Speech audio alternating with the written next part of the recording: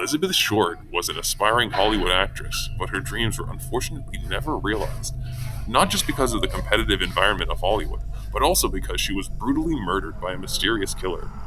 Her body was found on January 15th, 1947, by Betty Bersinger, a housewife. There was no blood where Elizabeth's body was found. The body seemed to have been completely cleaned. The freakishness didn't stop there, however.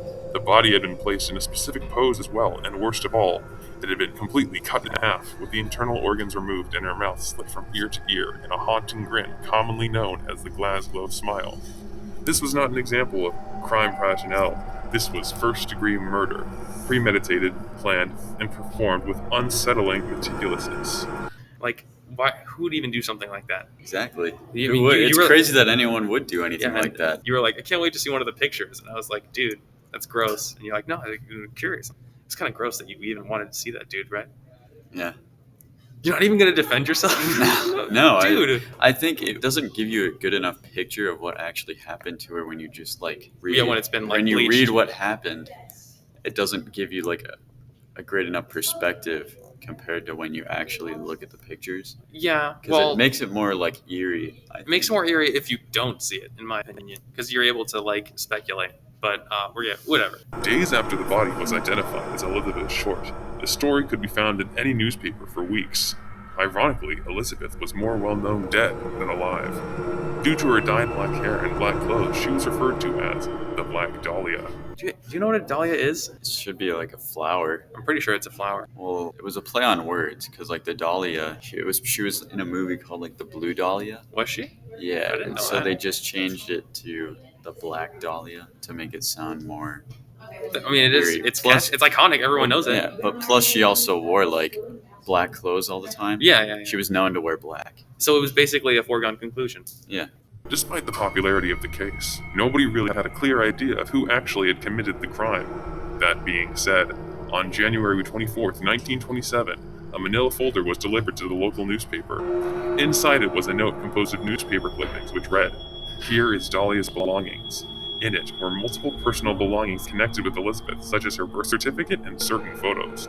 These objects had been cleaned in the same way that Elizabeth's body had been. This was, most likely, the work of Dahlia's killer. I mean, at this point of the story, you'd be like, all right, well, this is where they start finding the guy, right? They have clues, they have leads, but... Nope. No, I mean, you did the research too. It's not going to go well because the media were stepping on. Spoilers. However, the manner in which the case was conducted was subpar at best. There was quite a bit of uncertainty in the case. The number of documented false confessions ranged near the 500s. Rumors circulated that this crime was connected to the Cleveland torso murders. Leslie Dillon, bellhop and mortician's assistant, seemed to know a suspicious amount of information about the case when questioned, but everything was up in the air, so to speak. Nothing was going the way it should have.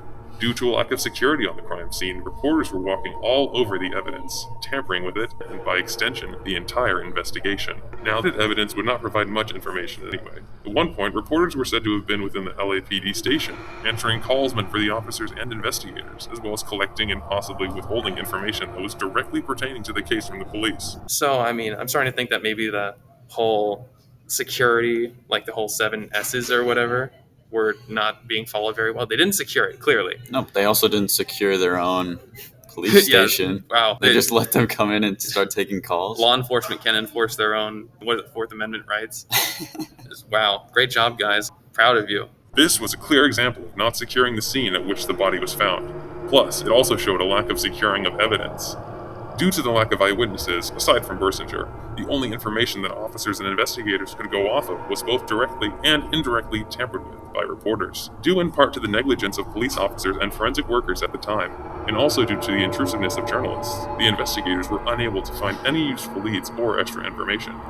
Over 70 years later, the killer was never found. Still, whether the fault lies with the police or the news reporters, the case of the Black Dahlia remains, and likely will always remain Unsolved. Or I was supposed to say unsolved.